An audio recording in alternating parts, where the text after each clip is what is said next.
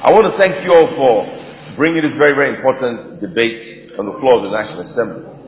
But I take a different perspective to what has happened here.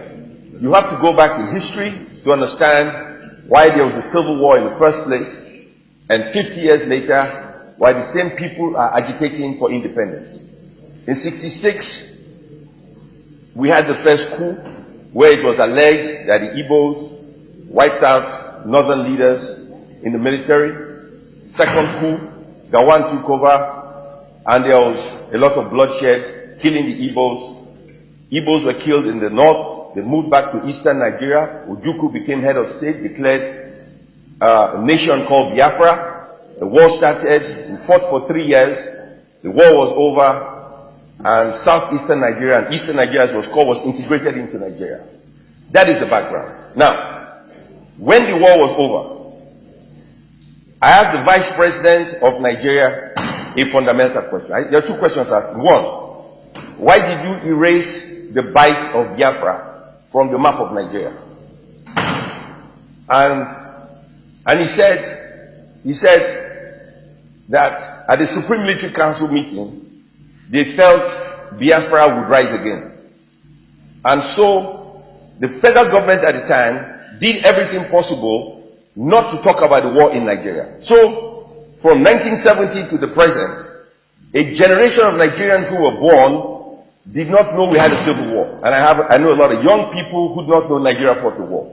This policy of being an ostrich and not addressing issues is counterproductive. If you lived in America, you know you had the Vietnam War, which happened at the same time as the Nigerian Civil War. You had the Korean War, you had the First World War, you had the Second World War. You have all kinds of wars. And they talk about it all the time. If you watch the Discovery Channel, you can see all the wars in the world. And the reason they televise these wars is so that you can learn from the mistakes of others, so that you do not become a fool and make the same mistakes and fight again. And so here we are 50 years later, talking about something that could have been avoided if the federal government at the time understood the value of history. So one, we erased the Civil War from our consciousness. So a generation of people do not know we fought the war or why we fought the war. They say the Igbos were marginalized, right? They fought the war, they lost. Today, they are the most industrious people in the country today. They are the richest Nigerians in the country today. One of the most educated people in Nigeria today. Yet, they feel marginalized. If you compare the Igbo man to the other sections of the society, you would say the Igbos are very privileged because of what they have. Yet, a generation of Igbos say they are marginalized and they want to secede and they want a nation. Well, yes, a young generation of people who have never seen bloodshed, war, destruction, people being killed, amputated, families being divided, sure they can think like that. But what have we done as a nation to educate them about the destruction of war? Absolutely nothing. We do not teach this in our history books. We do not tell our children what war is all about. It's easy to talk about war. How many people have carried a gun, an AK-47, a machine gun, a machete? How many people have carried a gun? How many people have used a gun? How many people have fired a shot? How many people? Those who talk about war, those who talk about bloodshed, those who talk about confusion, have never carried a gun. So how do they know how people die? Have they seen blood? And yet here we are debating a subject that we as a nation should understand. The educational system does not teach it, and our people do not understand it, and the federal government of Nigeria do not recognize it. And so my position is different.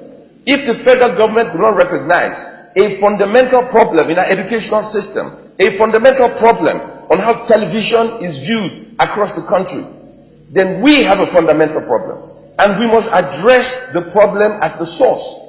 What is the problem? We are the problem. It could be Biafra today. It could be South-South tomorrow. It could be North-East the other day. It doesn't matter. The problem is we are not addressing the problem that unites or divides us. And this must be addressed. Our educational system is one of the worst I've ever seen in anywhere in the world. It is terrible. Our policy on information makes no sense whatsoever. And here we are talking about an impending crisis. A lot of people forget. I don't know. I'll be quick.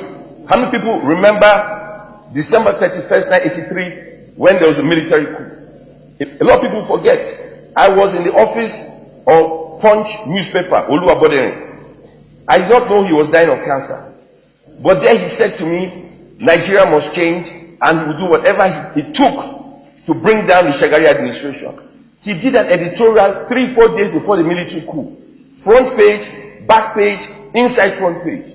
Within 3 days, the military struck and democracy ended. But the people of this country who do not pay attention to history, who do not read, who do not watch television, and to the government who pretend to be deaf and dumb. Your mic. Pay attention. The government should pay attention to the least of us. They should pay attention to history. There is a way out, but to pretend, and when you erase Bite of Biafra from the map, nobody has a right to erase a name, Bite of Biafra, from the map. If it's Bite of Biafra, put it back on the map. You have no right to take Bite of Biafra off the map, put it back on the map, and let's fix that problem. Thank you, Mr. President. Thank you. Sir Nala. Thank you very much, Mr. President, and my distinguished